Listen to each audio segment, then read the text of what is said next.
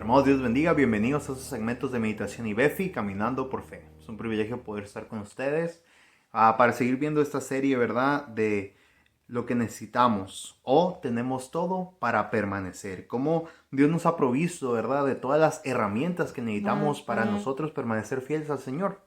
Miramos el primer día que tenemos un Salvador, a Cristo. Solamente con el hecho de que Cristo muriera por nosotros y diera su vida en propiciación por nuestros pecados es motivo suficiente para nosotros nunca abandonar el camino del Señor. Pero no solamente tenemos eso, sino que tenemos también una Biblia, una revelación especial de Dios para solucionar cada problema, cada conflicto, cada duda que nosotros tenemos. Y se nos revela en la palabra de Dios la mente, el corazón de nuestro Dios y su voluntad, ¿verdad? Se nos revela a nosotros. También, hermanos, el día de hoy quiero que miramos también otra de las cosas que Dios nos ha provisto, de razones por las cuales podemos saber que tenemos todo para permanecer. Y esa es una iglesia. Dice la palabra de Dios en Mateo 16, 15 al 18. Y él les dijo, ¿y vosotros? ¿Quién decís que soy yo? Respondiendo Simón Pedro, dijo, tú eres el Cristo, el Hijo del Dios viviente.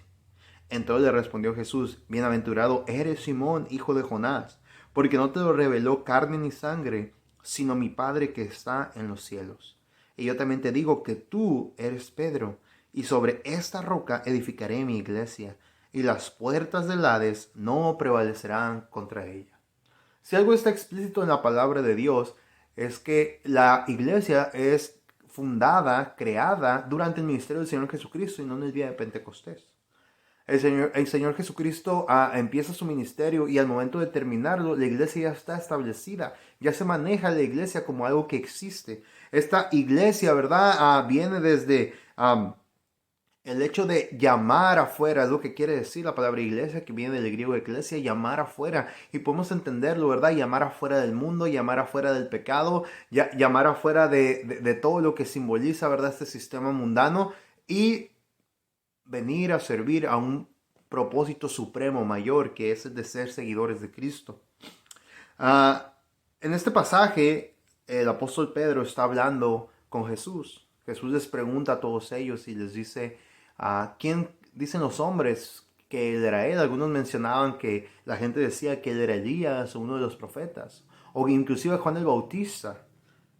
Pero Pedro da esta declaración en la que él dice, tú eres el Cristo, el Mesías, el Hijo del Dios viviente. Entonces Jesús también le dice esta declaración y lo nombra, ¿verdad? Pedro, esta pequeña o esta piedra. Pedro lo que quiere decir es piedra. Y este versículo es una de las cosas más, quizá también malinterpretadas de la historia del cristianismo. Dios no está diciendo que él iba a fundar su iglesia en Pedro. Pedro no es la roca sobre la que la iglesia está fundada. Jesucristo es la roca sobre la cual se funda la iglesia. Pedro lo que quiere decir es piedra y una roca no es una piedra, una roca es algo inmenso. Y lo que Jesús le está diciendo es que si bien él va a ser una de las partes fundamentales del crecimiento de la iglesia, como también el apóstol Pablo menciona a Pedro como una de las columnas, el fundamento es el Señor Jesucristo. La roca es el Señor Jesucristo. Dice, edificaré mi iglesia y las puertas del Hades no prevalecerán contra ella.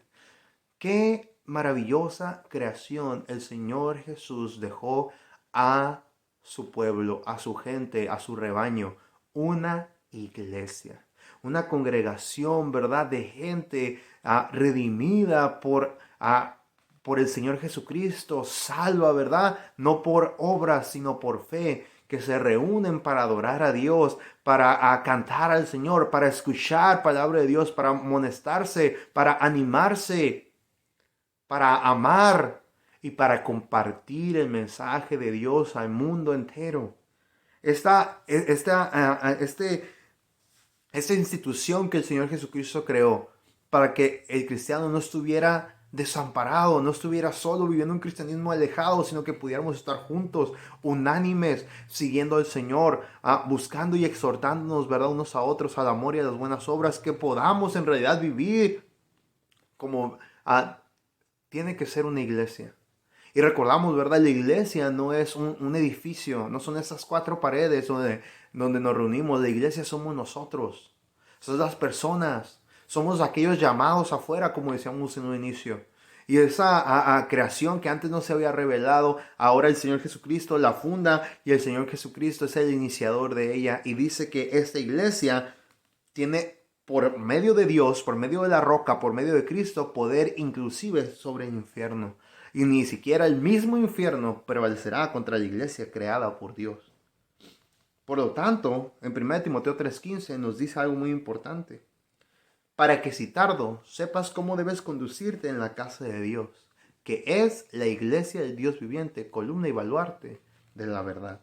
Miramos, ¿verdad?, cómo la iglesia es esta institución creada por Dios, que es la columna y el baluarte de la verdad. En este mundo que está tan desesperado por la verdad y por buscar cientos y miles de verdades y que cada quien tenga su propia verdad, hay una verdad que permanece y es que todos somos pecadores, pero también es que todos en Cristo podemos encontrar la redención, el perdón de pecados, la salvación, porque Jesús es el único camino.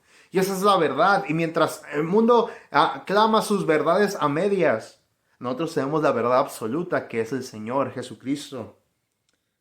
Y también nos enseña que para que si tardo, sepas cómo debes conducirte en la casa de Dios, que es la iglesia del Dios viviente. No podemos darnos el lujo, ¿verdad?, de despreciar la iglesia.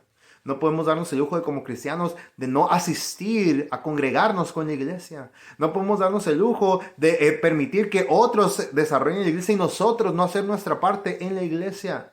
No podemos darnos el lujo de evitarnos servir a nuestro Señor en la iglesia. No podemos darnos el lujo de despreciar la iglesia y de hablar en contra de la iglesia, la cual el Señor Jesucristo fundó, la cual compró con su sangre y por la cual vendrá. Oh, hermanos, la verdad es que la iglesia es algo tan importante y fundamental y esencial para el cristiano. No podemos darnos el lujo, ¿verdad?, de despreciarla, no podemos darnos el lujo de abandonarla, no podemos darnos el lujo de criticarla. ¿Cómo necesitamos en realidad orar por nuestra iglesia? ¿Cómo necesitamos en realidad velar por nuestra iglesia? ¿Cómo necesitamos en realidad involucrarnos en nuestra iglesia? Que ese sea nuestro deseo, que así como Cristo amó a su iglesia y se entregó a sí mismo por ella, así también nosotros amemos la iglesia de Cristo. Y verdad, y sirvamos a Cristo en la iglesia. Que el Señor les bendiga, hermanos. Espero haber sido bendición este día. Y primeramente Dios, nos vemos el día de mañana en un segmento más de meditación, Caminando por Fe. Que el Señor les bendiga.